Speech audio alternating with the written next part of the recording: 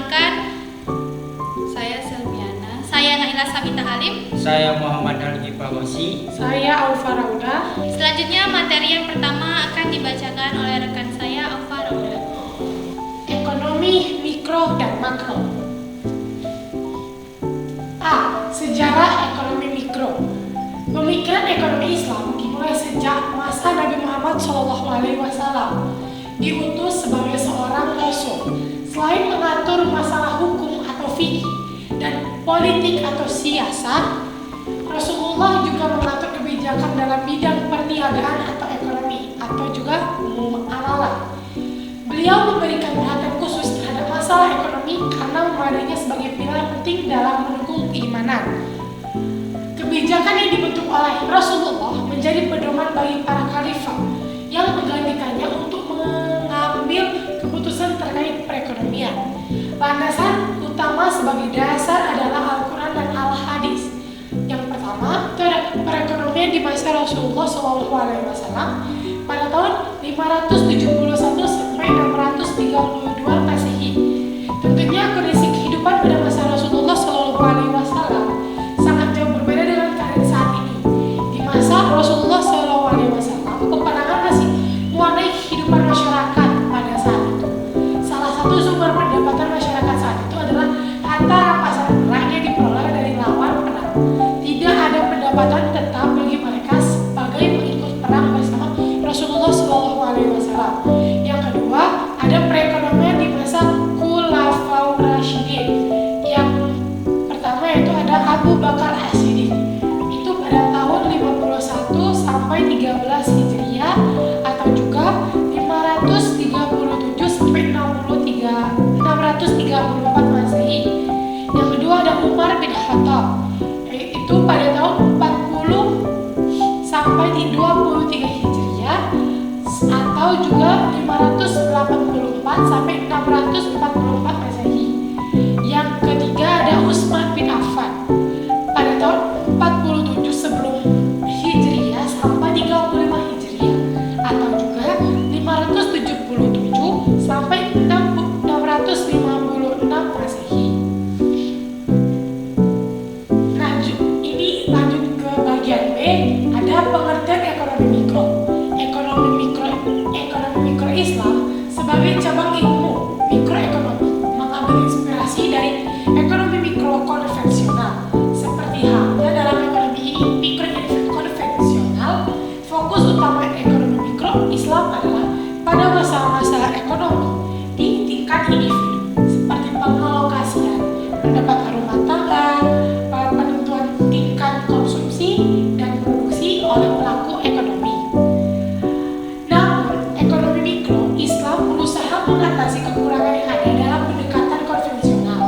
Dalam konteks ini, ekonomi mikro Islam mengacu pada ilmu yang menjelaskan bagaimana dan mengapa pengambilan keputusan dalam unit-unit ekonomi dikendalikan oleh prinsip-prinsip syariah, termasuk pertimbangan moral dan agama. Salah satu kekurangan ekonomi mikro konvensional adalah kurangnya keterkaitan yang jelas antara tujuan-tujuan makroekonomi dan mikroekonomi. Ekonomi Islam berupaya mengatasi kelemahan ini dengan membangun landasan mikroekonomi yang kuat untuk mendukung kerangka kerja mikroekonominya. Tantangan utama adalah pengembangan ilmu mikroekonomi Islam adalah kecenderungan untuk mengadopsi model dari ekonomi konvensional tanpa mempertimbangkan asumsi paradigmatiknya secara menyeluruh. Pengembangan teori makroekonomi yang sesuai dengan paradigma Islam akan meneguhkan identitas unik ekonomi Islam. Yang selanjutnya itu ada bagian C, itu karakteristik ekonomi mikro. Karakteristik ekonomi mikro Islam berbeda dengan ekonomi mikro konvensional karena yang pertama itu adalah pengaturannya bersifat ketuhanan atau nishamun rabbaiyun. Yang kedua ada ekonomi mikro Islam merupakan bagian dari keseluruhan ajaran Islam. Yang ketiga ada berdimensi akidah.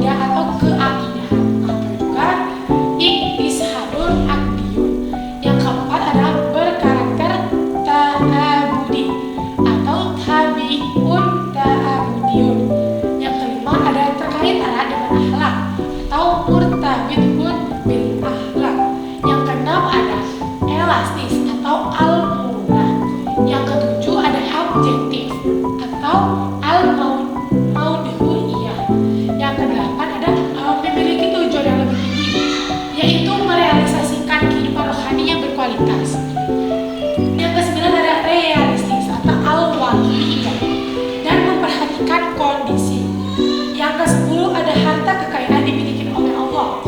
Pemilik harta harus mengelolanya sesuai dengan tuntunannya. Yang kesebelas memiliki kecakapan dalam mengelola harta kekayaan, termasuk dalam berbelanja secara hemat dan tidak merugikan orang lain. Bagian B yaitu ruang lingkup ekonomi mikro. Ruang lingkup ekonomi mikro Islam meliputi perilaku produsen, perilaku konsumen, dan perilaku pasar. Produsen dan konsumen dalam konteks ekonomi Islam adalah individu-individu dalam rumah tangga, masyarakat, atau perusahaan. Nah, unit-unit ekonomi skala mikro ini bertujuan untuk mengalokasikan sumber daya ekonomi yang terbatas agar dapat mengoptimalkan tingkat kepuasan kebutuhan. Yang bagiannya yaitu komponen ekonomi mikro. Beberapa komponen utama dalam sistem ekonomi mikro meliputi yang pertama yaitu interaksi dalam pasar dagang.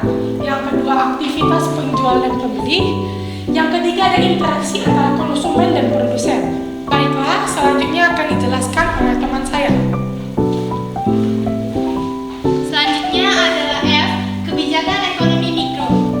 Salah satu kebijakan untuk mengatur keseimbangan harga dalam pasar adalah kebijakan harga terendah atau floor price. Kebijakan ini diterapkan saat jumlah penawaran melebihi permintaan, menyebabkan penumpukan produk dan penurunan harga. Pemerintah menetapkan harga minimum untuk melindungi produsen. Contohnya, jika harga beras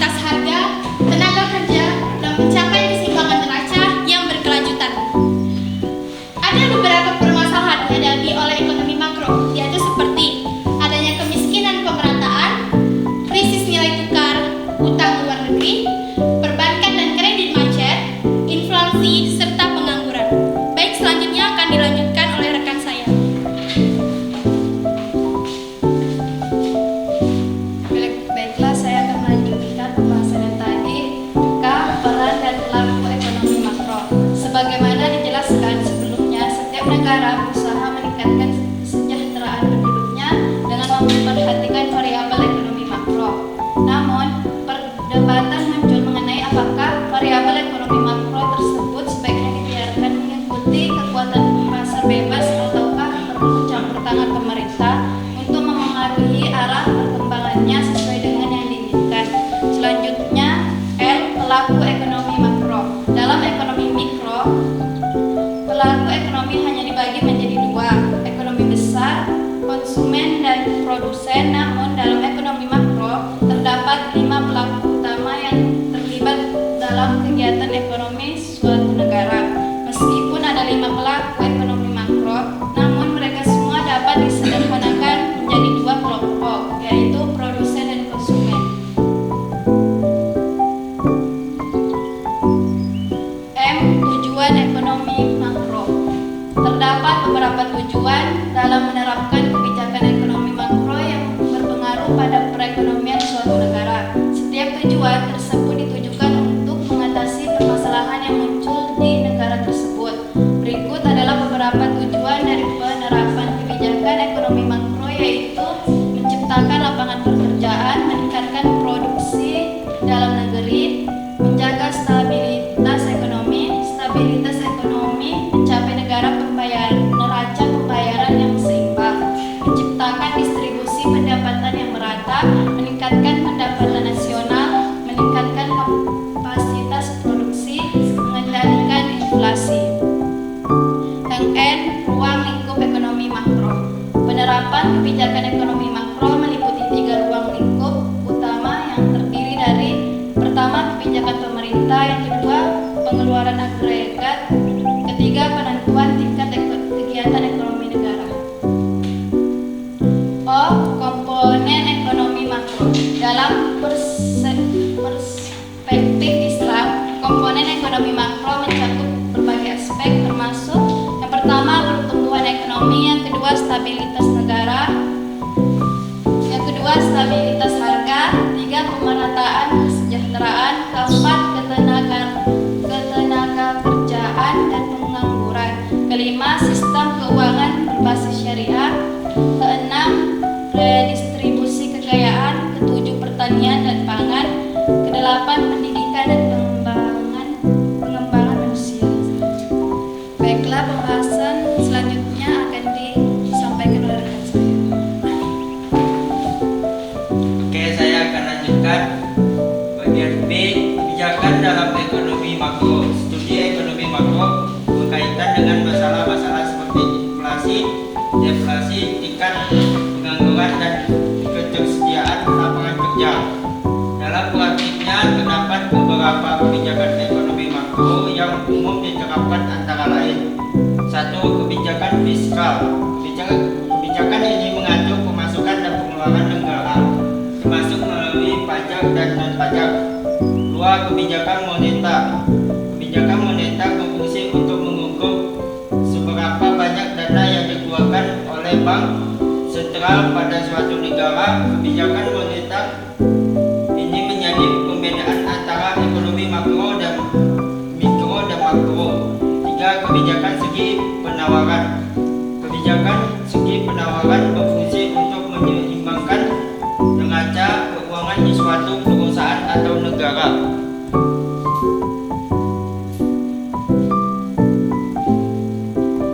Q. Keterbatasan makroekonomi. Makroekonomi memiliki fokus pada keseluruhan ekonomi sesuatu negara, bukan pada individu atau pelaku pasar tertentu. Hal ini berarti bahwa dalam memahami tindakan konsumen, investor, atau bisnis individu, makroekonomi mungkin tidak selalu memberikan pemahaman yang lengkap. Lebih dari satu, makroekonomi sering lebih mementingkan pendapatan nasional daripada pendapat individu, sehingga tidak selalu bisa mengungkapkan ketimpangan pendapatan yang terjadi di masyarakat. R. Aspek ekonomi makro. Beberapa aspek